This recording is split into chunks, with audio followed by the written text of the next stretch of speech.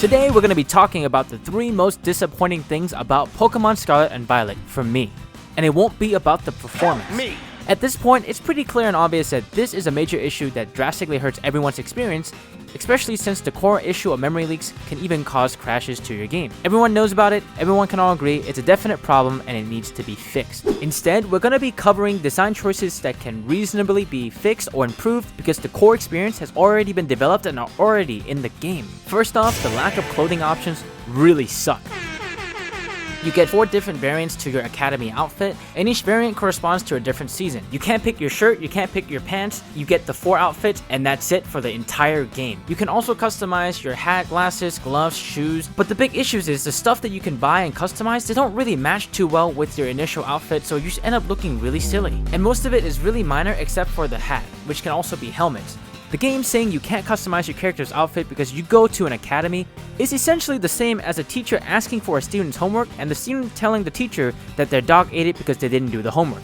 It feels like an excuse to cover an obvious deficiency. Someone on an internet forum made a good suggestion as to how to handle this and still make it friendly to the current lore, to allow players to customize their outfits in the post-game, in a similar fashion to Team Star members who have put their own spin on the academy uniforms. As it currently is, it is very difficult to differentiate character to character, so if you're playing more than just 2-player co-op or in a terror raid battle, it can be really hard to figure out who's who. But overall, I think it's more important than that.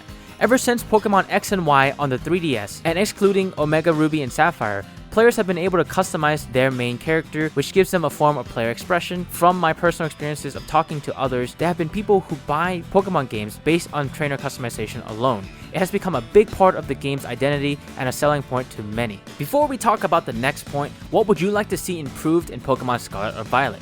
Let us know in the comments below, and perhaps Game Freak will use this video and comments as a way to patch and improve this rough but amazingly fun game. If you're having a good time so far, support this channel by giving this video a like and consider subscribing for more content like this. Thank you.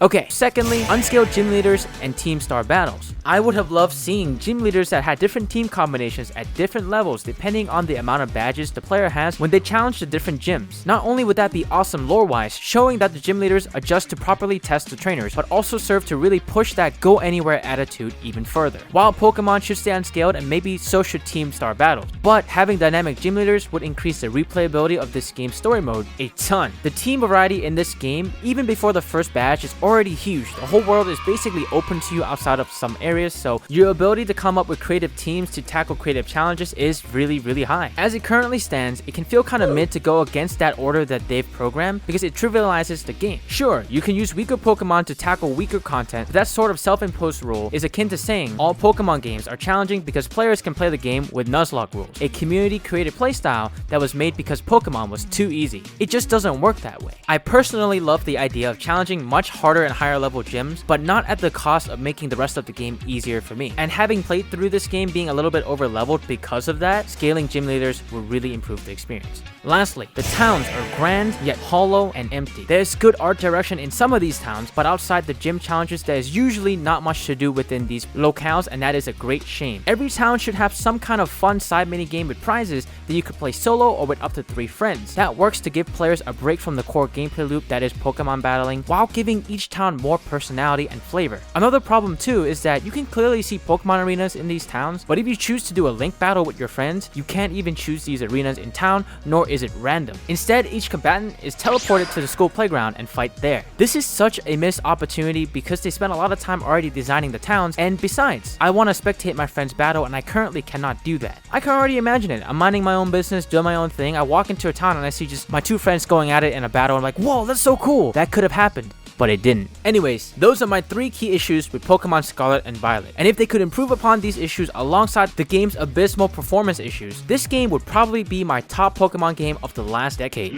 That's right, problems aside, I do really enjoy this game, and to paint a better picture, I skipped out on Pokemon Legends Arceus because Sword and Shield disappointed me so bad. If you're interested to learn what I loved about this game, check out the next video on screen right now.